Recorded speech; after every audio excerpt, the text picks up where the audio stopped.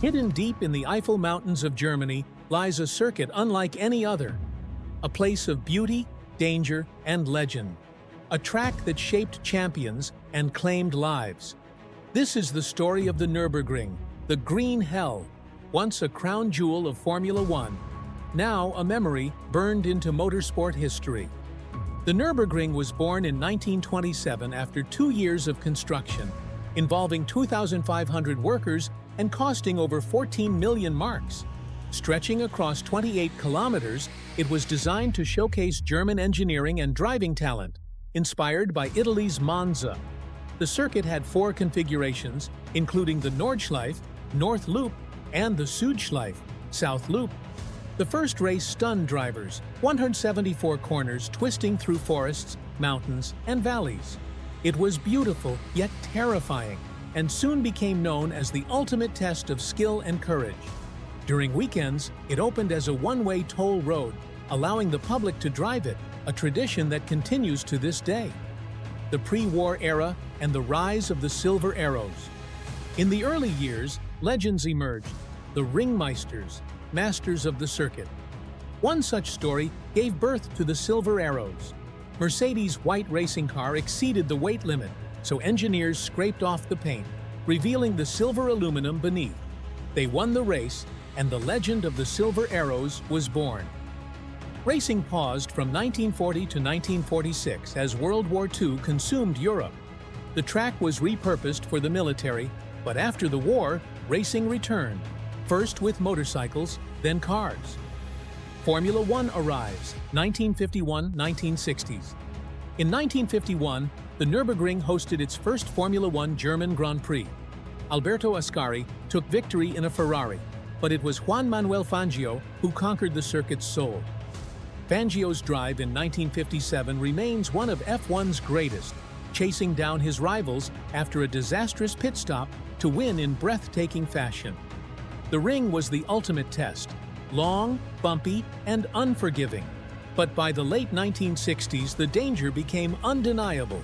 Cars grew faster, yet safety lagged behind. Fatal crashes mounted, and the circuit earned its infamous name, the Green Hell, coined by Jackie Stewart in 1968 after winning in torrential rain and dense fog, finishing 4 minutes ahead of everyone else. Stewart's words captured the truth. The Nürburgring demanded everything, and one mistake could mean death. Boycotts and the beginning of the end, 1970s. By the 1970s, the circuit's dangers could no longer be ignored. Drivers demanded changes, guardrails, runoff zones, and more marshals. The Nürburgring required 5 times the staff of a normal F1 track. The German Grand Prix temporarily moved to Hockenheim while the ring underwent improvements. It returned briefly, but never felt truly safe.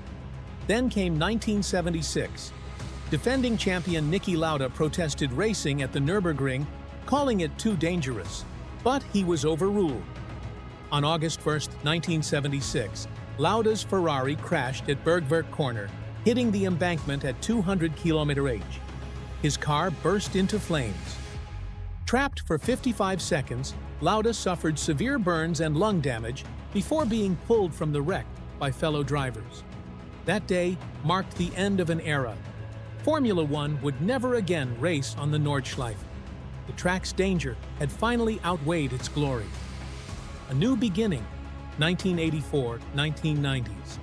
In 1984, Formula One returned to a new Nürburgring, shorter, safer, and more modern. At just 5 kilometers, it hosted its first event, the European Grand Prix, featuring legends like Senna, Hunt, Lauda, and Moss. However, politics and money soon interfered. Formula One adopted a one-country, one-race rule, permanently moving the German Grand Prix to Hockenheim. The Nürburgring became a side act, its fate tied to commercial contracts and Bernie Ecclestone's desire for long-term deals. But hope returned in the 1990s. A new German hero had arrived, Michael Schumacher. His rise reignited the nation's passion for racing. Demand for a second German Grand Prix soared, and in 1995, F1 returned to the Nürburgring with roaring crowds and Schumacher mania. He delivered spectacular performances, battling Damon Hill, Mika Häkkinen, and even his brother Ralph in front of 100,000 fans. The ring was alive again. The Schumacher era and financial struggles, 2000s. In 2002, the circuit was expanded again with the Mercedes Arena, improving overtaking and adding 10,000 seats. Schumacher himself even donated a full day of his time to raise funds for the redesign, generating over $200,000. But cracks began to appear. Hosting fees rose, ticket prices soared, and attendance started to fall.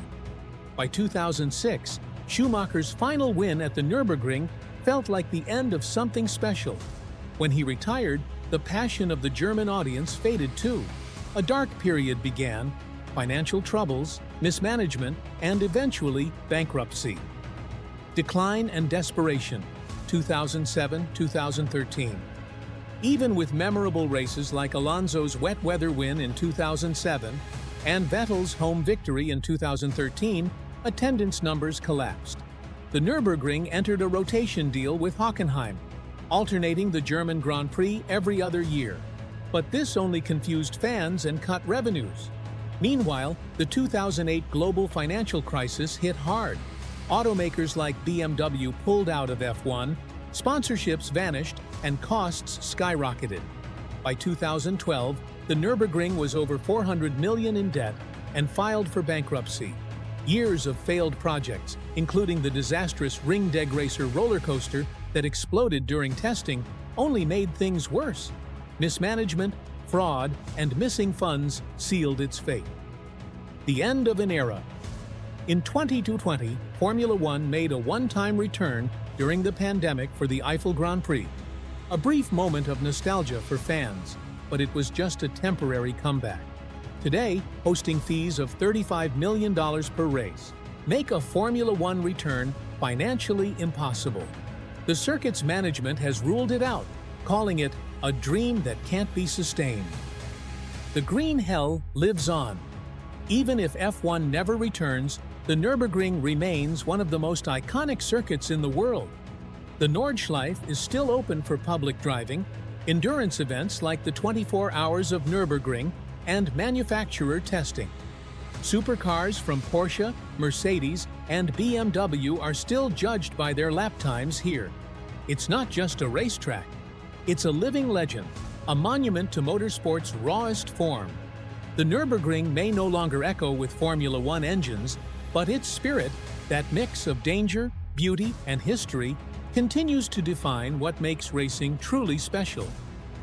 The Nürburgring story is one of triumph and tragedy, of innovation and mismanagement. It was once the heart of Formula One, then became its cautionary tale. But perhaps that's fitting. The green hell was never meant to be easy, safe, or simple. It was meant to challenge, and it still does.